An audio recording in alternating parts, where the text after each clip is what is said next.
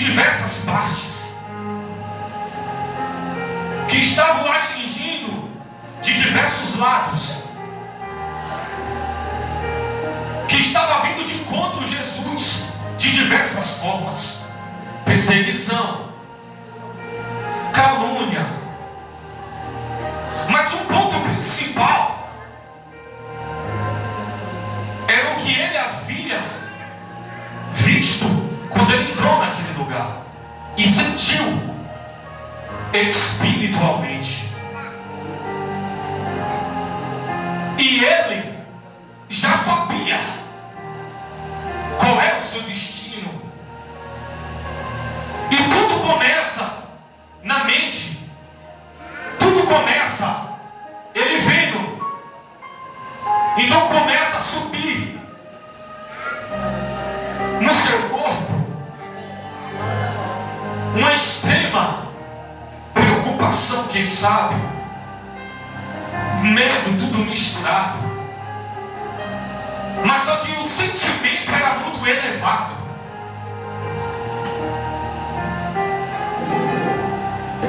Que o evangelista chega a dizer que nessa situação que Jesus estava enfrentando,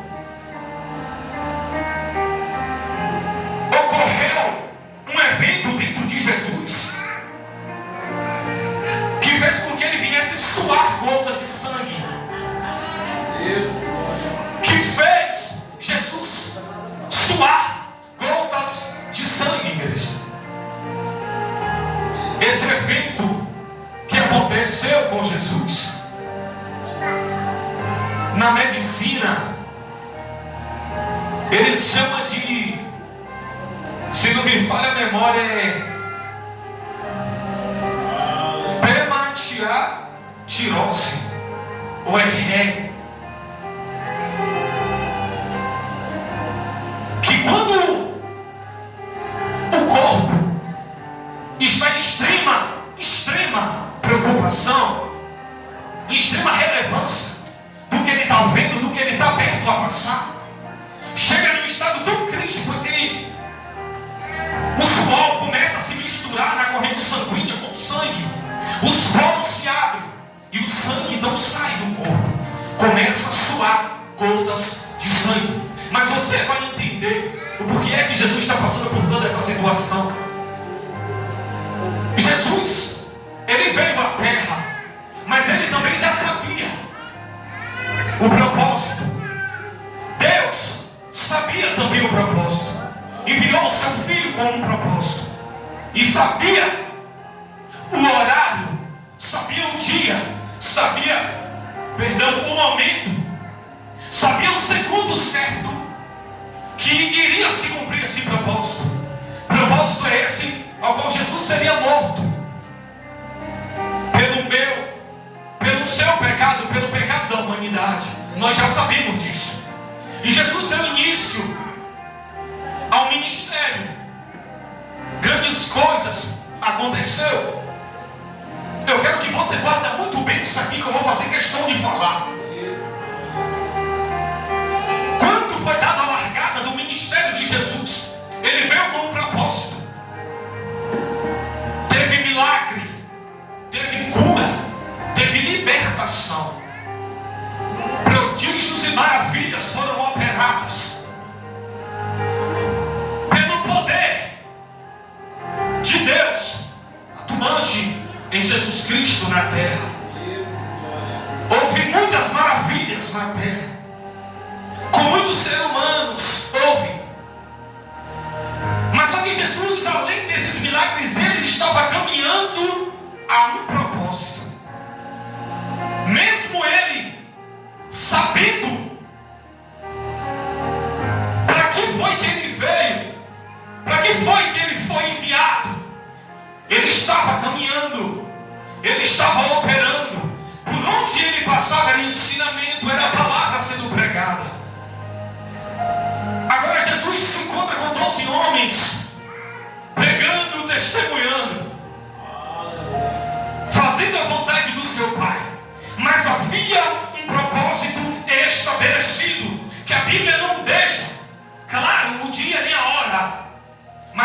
sabia o dia e a hora. Deus Pai sabia o dia e a hora e o momento que Jesus iria ser entregue na mão dos homens, iriam ser crucificados.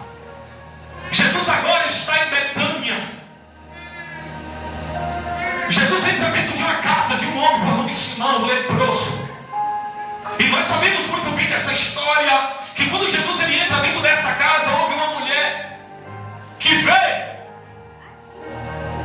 E quando viu Jesus e os discípulos, ela pegou um perfume, chegou perto de Jesus, prostou-se, começou a lavar com perfume, derramou o perfume em Jesus, e com seus cabelos começou a enxugar Jesus. Observa que nesse mesmo momento os discípulos logo se manifestam. Olha, esse perfume é tão caro, por que é que você derramou? A gente poderia, mestre, vender e ganhar um bom trocado por esse perfume. Ei, vocês aí, discípulos, calma lá. Quando eu entrei dentro dessa casa, essa mulher me recebeu. Ela deu o seu melhor. Quando eu entrei dentro dessa casa, discípulos, ela deu o seu melhor. Enquanto eu, desde lá do início, desde quando eu encontrei vocês, e até agora, nem de joelhos, vocês se prostrou diante de mim, para poder reconhecer o que foi que eu fiz na vida de vocês. E presta bem atenção, esse ato que essa mulher fez será escrito e será gravado nas minhas palavras, e todo aquele leitor que vê irá ver o ato que essa mulher fez. Jesus foi, no título notar, Jesus foi ungido em Betânia, e estava para acontecer a festa dos pães asmos, ou dos pães sem fermentos em Jerusalém. Eu vou chegar, estou chegando onde é que o Senhor me ordena a falar. Vou bem devagarzinho para a gente poder entender. Jesus está indo, saiu de Betânia, está indo a caminho de Jerusalém. A festa dos pães asmos, ou dos pães sem fermentos, ou a preparação da Páscoa, era uma comemoração do povo de Israel pela saída do Egito, da escravidão, que o Senhor havia os libertado daquela terra, que o Senhor havia os libertado daquela terra. E nós sabemos que todo o povo de Deus se unia em uma só comunhão para poder comemorar, para poder se unir e chegar lá a comemorar a saída do Egito, da escravidão. E também tinha diversas festas comemorativas, mas eu não vou entrar nesse assunto. Jesus está indo a caminho a Jerusalém.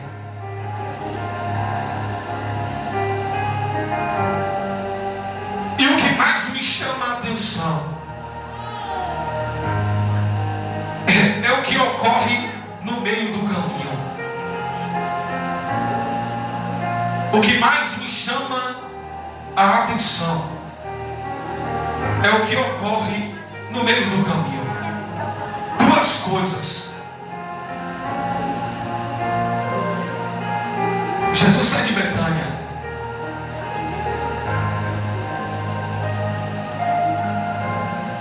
E quando Jesus está indo a caminho, os discípulos já sabiam que era mês, era dia da comemoração dos pães asmos, da Páscoa.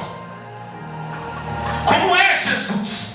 Como é, mestre? Aonde é que a gente vai celebrar? Aonde é que a gente vai participar?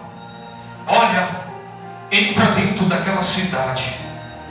Vocês vão topar um homem. Fala com ele para ele poder preparar, que a gente vai chegar dentro da casa dele. Conforme a ordem e a orientação de Jesus, os discípulos foram. Chegando na casa desse homem, da mesma forma que Jesus fez, falou, aconteceu. Os discípulos estavam sentados com Jesus. Na comemoração dos pães asmos, na Páscoa, o banquete está preparado. E observa que desde Nazaré até a reta final aqui, que esse versículo que eu e você leu, que aqui se encontra a reta final do ministério de Jesus, indo em direção à cruz do Calvário. A gente não viu Jesus em uma situação tremenda quanto essa. Todo momento Jesus saía para poder orar. Ele não mostrava, muitas das vezes, em público. Às vezes ele mostrava um sentimento, mas às vezes não. Os mais profundos ele orava, buscava do Pai. O banquete está preparado, Jesus senta com os seus discípulos, 12 discípulos. E Jesus então chega, os discípulos se alimentando, Jesus pega o pão e parte. E o texto diz: partiu-se o pão e deu graça. Ele olhando para o discípulo disse: comam, que isso é a minha carne. Da mesma forma foi com o cálice. Isso é a nova, é o símbolo da nova aliança. Bebam. Mas Jesus chega a dizer, primeiro ponto do meio do caminho: aonde vocês que irá me trair? Aonde vocês que está sentado aqui irá me trair? Mestre, eu não sou. Mestre, eu nunca pensei nisso. Mestre, nunca passou pela minha cabeça. Mestre, eu acho que nem eu não. Chega nenhum por nome Judas. Oh mestre, é você que há de me trair. Mas só que, como eu disse, havia um propósito. Jesus veio à terra, mas havia um propósito. E ele também sabia que propósito era esse: de passar por sofrimento, de derramar lágrima, mas principal, morrer na cruz do Calvário pelo meu e pelos seus pecados.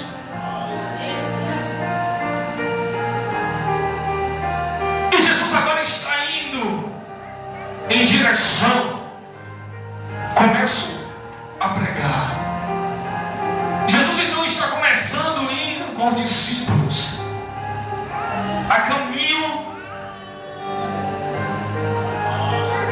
do Vale das Oliveiras, um lugar onde ele já havia estado. Jesus está indo lá, e no meio do caminho, segundo ponto, Pedro, vou resumir. Pedro, antes que o galo cante, tu me negarás 3 vezes, e nenhum de vocês ficará perto de mim. Todos vocês irão me abandonar. Oh mestre, como assim?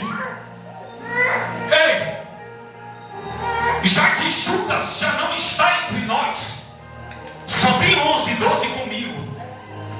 Fica 8 aqui, só vem 3 comigo. Quem é esses 3? Pedro, Tiago e João. Fica vocês 8 aí, só vem vocês 3 comigo. Por que, Lucas, somente esses 3? Se Jesus havia escolhido esses 12 homens para poder caminhar com eles. Pedro, Tiago e João participou da transfiguração de Jesus Cristo. Pedro, Tiago, João esteve em muitas situações com Jesus Cristo, a qual os outros não estavam. Mas o que mais me chama a atenção é que no meio do caminho Jesus deixou 8. Judas já não estava entre eles. Jesus traz 3. Se você for no texto, você vai entender. Quando Jesus chega no meio do caminho, Jesus olha e diz: em mim há uma grande tristeza, que não se apartará de mim até a morte. Não cessará morte. Não sairá de mim até se cumprir a vontade do meu Pai. Mas fica aqui agora vocês, porque eu vou um pouco mais adiante. Tem certas situações na minha e na sua vida, varão, que vai ser necessário eu e você ir um pouco mais adiante. E tem situações da minha e da sua vida que é necessário eu e você compartilhar com pessoas certas. Tem coisa na minha e na sua vida que eu e você tem que ter a direção. Para quem eu devo falar? Para quem eu devo contar? Para quem eu devo desabafar? Com quem eu devo conversar, Senhor? Com quem eu devo contar isso aqui? E tem situações que o Senhor vai permitir na sua vida e vai ser necessário eu e você passar. Mas mostrar que eu e você está sofrendo, mostrar que eu e você está derramando lágrima só lá na frente, varão. No meio do caminho não. Espera um pouco mais, que o Senhor vai preparar a pessoa certa para você compartilhar a lágrima que você tem derramado, o sofrimento que você tem sentido, a angústia que tem te apertado, que tem tirado o teu sono. Aguenta um pouco mais, que o Senhor vai preparar, varão, o momento certo. Lucas, por que tu não já entrou com tudo no início da palavra? Esperou esse tempo todo para poder, aleluia, gritar um pouquinho? Não, igreja. Meu intuito aqui agora é que você entenda a palavra. Jesus então foi pouco mais à frente, mas observa, versículo 38. Fiquem aqui e vigiem. Fiquem aqui e vigiem. Jesus saiu para orar, deixou 8 lá atrás, 3 no meio do caminho, e saiu sozinho um pouco mais adiante, um pouco mais à frente para poder orar. E na sua oração ele falava: Pai, afasta de mim este cálice. Afasta de mim esse cálice. Quando Jesus partiu o pão e deu para os seus discípulos, era particularmente Jesus dizendo isso aqui: comam deste pão, porque a partir de hoje não haverá mais sacrifício de cordeiro, não haverá mais sacrifício oferecido com cordeiro. Coma esse pão, porque vem simbolizando a minha carne. E o cálice é a nova aliança que eu vos faço com vocês. Uma nova aliança estava sendo feita, mas agora Jesus está pedindo para que Deus viesse a afastar dele o cálice. Você vai entender. Eu fiquei me perguntando que cálice era esse. Lucas, este cálice era o sofrimento, a perseguição que Jesus estava passando.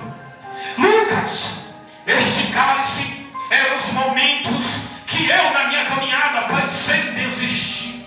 Lucas, eu tenho falado com Deus para Deus tirar este cálice de mim, porque eu não aguento mais estar na obra. Eu não aguento mais, toda vez que eu oro é só luta, só perseguição. Mas eu te provo e falo com toda autoridade que não foi este caso. Varão, dentro da Bíblia e dentro da palavra, que cálice era esse, Lucas? Sabe qual era? É porque Jesus orou 3 vezes e os céus nada respondeu. E sobre as costas dele estava pecado, iniquidade, luta, prostituição. Tudo que você pensar de pecado estava nas costas de Jesus. A ira de Deus, é a Bíblia que diz, a ira de Deus se voltou sobre as costas de Jesus. Deus se calou para poder se cumprir a sua vontade.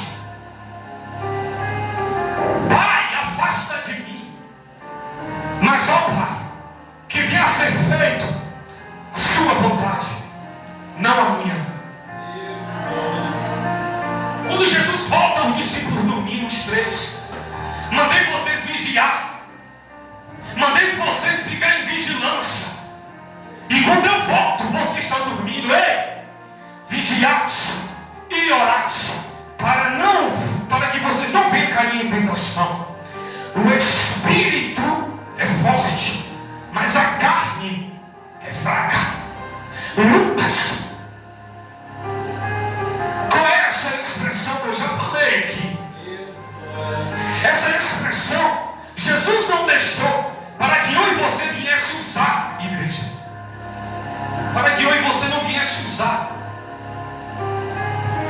como desculpa na obra, para não caminhar, para não fazer, para não ir à frente, para não poder adorar, para não poder se posicionar. Eu não vou por causa disso. Ele não deixou isso como para você usar como desculpa. Ele não deixou essa palavra para eu e você identificar onde é que está o pecado, aonde é que está o erro, varão, e orar em cima disso. Mas eu vou finalizar, porque o horário já voou. E Jesus vai e ora novamente, ora pela terceira vez. Mas só que você não vê no ministério de Jesus, no caminhar de Jesus, Jesus ele falando: ei Pai, afasta de mim. Quando chega na reta final ele fala, porque o cálice que mais estava doendo nele, além do silêncio, sabe qual era? Era a face do Pai se virando contra ele. Era o medo de Deus o rejeitar. Era o medo de Aculés, de Deus falar assim: ó, você não vai entrar no céu, você não vai subir. Não era a perseguição, não era as lutas, porque Jesus enfrentou. Mas nós sabemos que Deus não ia fazer isso. Deus só fez isso por um momento, por causa do que ele estava carregando nas suas costas. Porque o pecado veio sobre Jesus. Não ele cometeu o pecado, ele absorveu para poder morrer, se sacrificar em uma situação que era para mim e você passar. Ele decidiu passar. Por isso que por um momento o Pai virou a face. Por isso que um momento o Pai não falou com ele. Ninguém te falou isso, varão, mas eu te falo. E deixa eu te dizer uma coisa. Todos os milagres que Jesus operou, pelo poder de Deus atuante nele, era a representação da glória do ministério. Todos os milagres que Jesus operou representava a glória do ministério.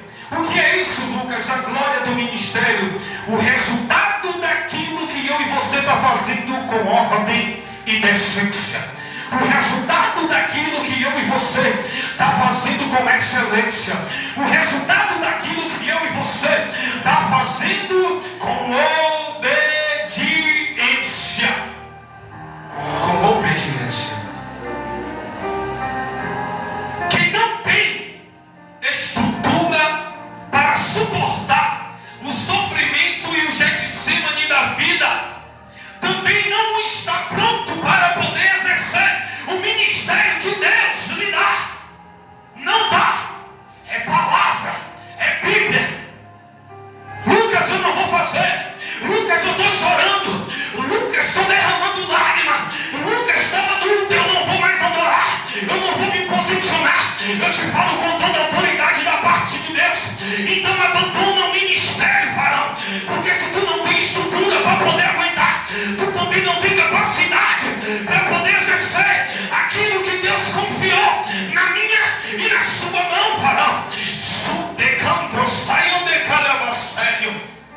Não tem, varão. Não tem. Por que, Lucas? Exemplo de quem tem estrutura. Eu sinto Deus. E é como que se fosse um facão batendo nas minhas costas. Passa a quinta. Melhor, passa a terça. Situação difícil. Chorando, mas está com a estrutura. Passa a quinta.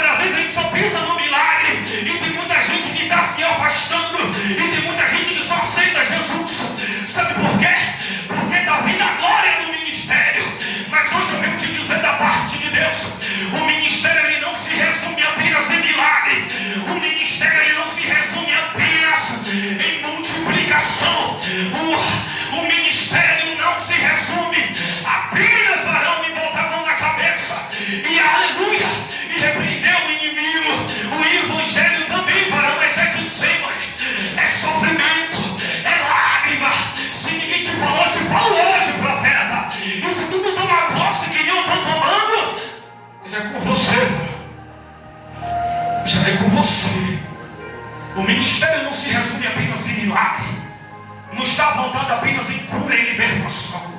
Está voltada a Getsemane, a sofrimento. Porque no sofrimento eu e você cria estrutura para poder ficar de pé, para poder suportar o Getsemane da vida. Mesmo sangrando, mesmo sofrendo, mesmo passando por situação difícil, mas está adorando, está glorificando o santo nome do Senhor. Amém, igreja? Não irei mais aprofundar por causa do horário. Eu já passei muito do horário. Amém? Que essa palavra venha ficar guardada no seu coração. Perdoa-me, a mim, não